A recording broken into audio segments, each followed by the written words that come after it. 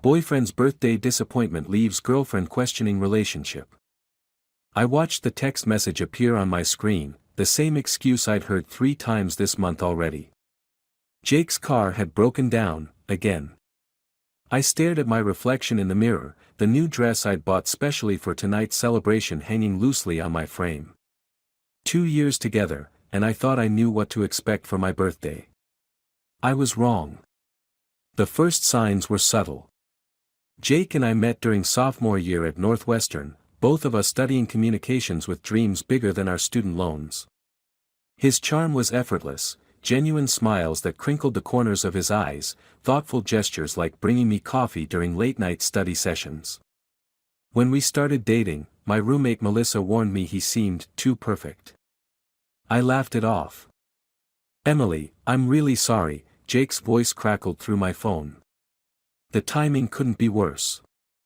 I've called 3 mechanics, but nobody can get to it until tomorrow." "It's fine," I lied, twirling a strand of hair around my finger. "These things happen. I promise I'll make it up to you," he said, his voice dropping to that sincere tone that usually melted my resolve. "Your birthday means everything to me." I ended the call and stared at the restaurant reservation confirmation. Salvatore's, the Italian place we'd been talking about trying for months. I'd have to cancel now. Melissa found me sitting on our apartment balcony an hour later, still in my dress, scrolling through photos from Jake's birthday 3 months earlier. I'd surprised him with tickets to see his favorite band, saved for months from my part-time barista job to afford them. "So he's not coming," Melissa said, joining me with 2 glasses of wine. It wasn't a question. "Car trouble," I replied, accepting the glass. "Again?" Her eyebrow arched skeptically. "That's the 3rd time this month his car has mysteriously stopped working." "It's an old Honda," I defended, though doubt had been creeping in for weeks. "Well, I'm not letting you spend your birthday moping," Melissa declared. "Kayla and Tyler are meeting at Lakeview in an hour. Let's join them." I hesitated. "Jake might feel bad if I go out without him." "It's your birthday, Em. Not his." Her voice softened. "When's the last time you did something without checking with Jake first?" The question hung uncomfortably in the air. I texted Jake about the change of plans, expecting his support. Instead, his response was immediate and sharp, "So you're just replacing me? Nice to know where I stand." A knot formed in my stomach. "He's upset." Melissa read the text over my shoulder and scoffed. "He cancels on your birthday and then guilt trips you for making alternate plans? That's textbook manipulation." "He's just disappointed," I said, though the words felt hollow. The night out with friends was exactly what I needed: laughter, dancing, and for a few hours, not thinking about the growing unease in my relationship. Around midnight, my phone lit up with texts from Jake. "Having fun without me," followed by, "I guess I know how much you care now." I stepped outside to call him. "Jake, you were the one who couldn't make it." What was I supposed to do? Stay home? Wait for me? I told you I'd make it up to you. His voice was tight with controlled anger. "Instead, you're out partying with Tyler." "Tyler is Kayla's boyfriend.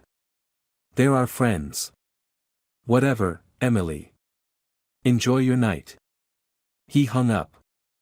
The next morning, I woke to a flurry of apologetic texts.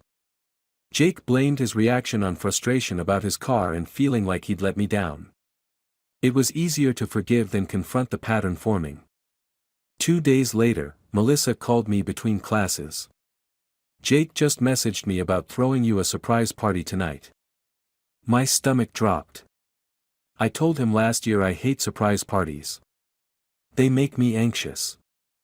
"I know," Melissa said carefully. I reminded him, but he said it would make up for missing your birthday. Should I tell him no? I hesitated, torn between my own boundaries and not wanting to upset Jake further. "No, it's fine. I'll act surprised." But when I arrived home that evening, expecting the surprise gathering, only Melissa was there. Jake canceled everything an hour ago. Said he'd come by himself tomorrow instead. The disappointment stung worse than I expected. I'd rearranged mental boundaries to accommodate his plan, only to have it dissolved without consultation. 3 days after my actual birthday, Jake finally showed up at my apartment. I'd skipped 2 classes to prepare, cleaning, cooking his favorite meal, even writing a heartfelt letter about our relationship. I wore the dress I'd bought for our original dinner. When he arrived, he held out a bouquet of grocery store flowers, roses that were already beginning to wilt at the edges. "Happy belated birthday," he said with a smile that didn't quite reach his eyes. No card. No small gift. None of the thoughtfulness that had marked the beginning of our relationship. "Thank you," I said, accepting the flowers. "They're lovely." I waited for him to mention the promise ring he'd hinted at for months. Nothing came. Over dinner, he spoke mainly about his own week, the car troubles, his difficult professor, his parents' expectations. When I mentioned the promise ring, his expression clouded. "About that," he said, shifting uncomfortably. "I actually ordered you this amazing gift basket with local artisan stuff, but I think I got scammed. The website took my money and never delivered. I don't even have a confirmation email to show you." The excuse hung in the air between us. I nodded, pretending to believe him. Later that night, after Jake left, Melissa found me staring at the wilting flowers. "You deserve better than this, Em," she said quietly. "It's just a birthday," I replied automatically. "It's not just the birthday. It's the constant excuses. The guilt trips when you don't behave exactly how he wants. The way you've stopped painting since you started dating him because he made that comment about it being a waste of time." Her words hit something raw inside me. I hadn't realized anyone had noticed how I'd been slowly folding myself smaller to fit into the spaces Jake allowed.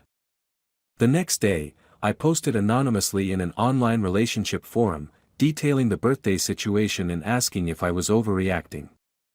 The responses came quickly and overwhelmingly clear.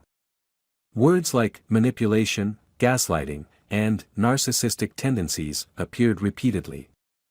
One comment in particular stood out: "You teach people how to treat you. What are you teaching him?"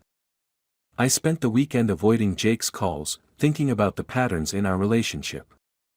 How his emergencies always seemed to coincide with my achievements or special occasions. How his apologies never included actual changes in behavior. How I'd become accustomed to walking on eggshells to avoid his disapproval. Monday morning, I waited for him outside his first class. His face brightened when he saw me, then faltered at my serious expression. "We need to talk," I said quietly. "That doesn't sound good," he replied, attempting a joke. I took a deep breath. "I've been thinking about us. About how things have changed." His expression immediately darkened. "Is this about your birthday? I told you what happened." "It's not just the birthday, Jake. It's everything. The way I've stopped doing things I love because you don't approve. The way your emergencies always happen when something important is happening for me. The way you make me feel guilty for having friends or a life outside of you. That's not fair," he protested, his voice rising. "I've been nothing but supportive." A few students glanced our way, and I lowered my voice. "I think we need some time apart. To figure out what we both really want." His face transformed, anger replaced by calculated vulnerability. "Please, Emily. I know I've been stressed lately, but I can change. You're the most important person in my life." 6 months ago, those words would have melted my resolve. Today, they sounded like lines from a script I'd heard too many times. "I need space," I said firmly. "I care about you, Jake, but I'm not happy with how things are." As I walked away, my phone buzzed with an incoming text. I expected more pleading from Jake, but instead saw a message from Melissa: "Whatever happens, I'm proud of you." For the first time in months, the weight on my chest felt lighter. I wasn't sure what the future held, whether Jake and I would find a way to rebuild on healthier terms, or whether this was truly the beginning of the end. But I had taken the first step toward recognizing my own worth, and that was a birthday gift more valuable than any promise ring. The week that followed was harder than I'd anticipated. Jake alternated between emotional pleas and cold silence, a pattern I now recognized from previous minor conflicts. My phone would light up with paragraph-long texts about how much he missed me, followed by accusations that I was being dramatic or overreacting.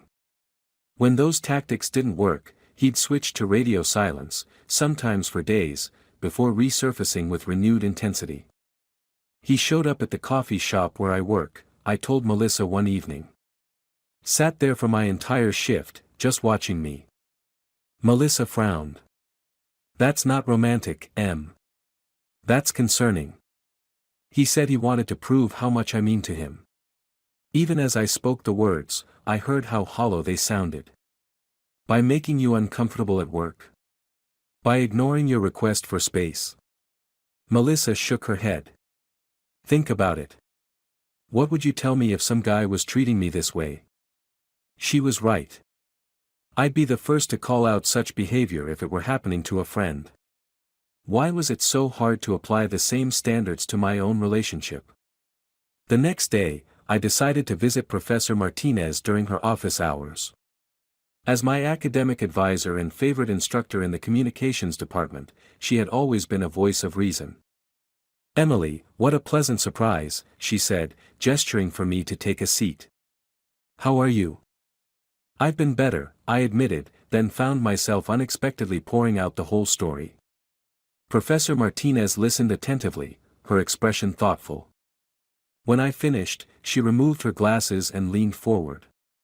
You know, Emily, in communications, we talk a lot about patterns and signals. The words people choose, the timing of their actions, the consistency between what they say and what they do, these are all signals that reveal deeper patterns. She paused, choosing her words carefully.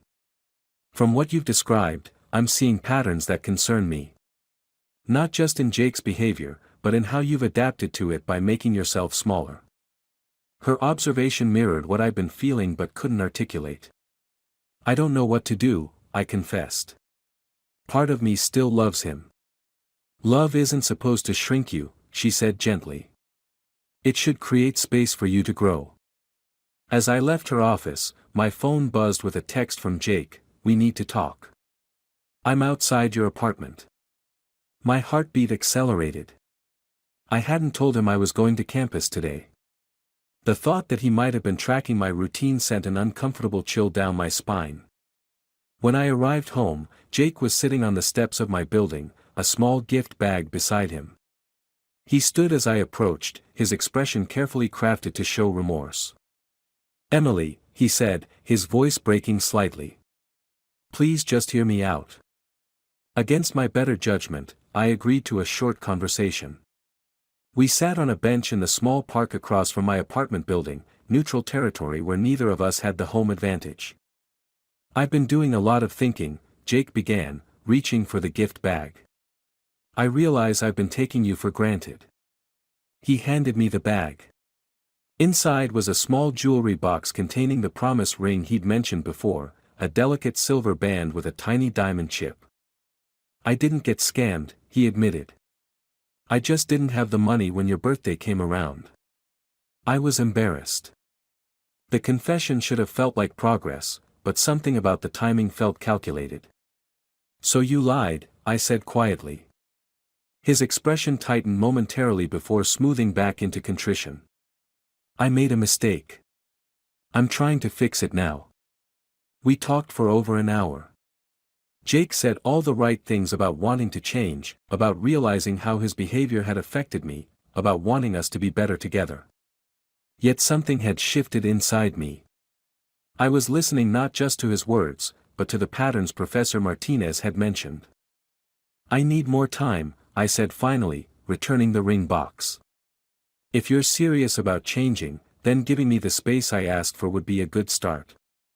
His face darkened for a fraction of a second, so briefly I might have missed it had I not been watching for precisely that reaction. Keep the ring, he insisted. As a promise that I'll wait until you're ready. I left the box on the bench between us. No pressure, remember?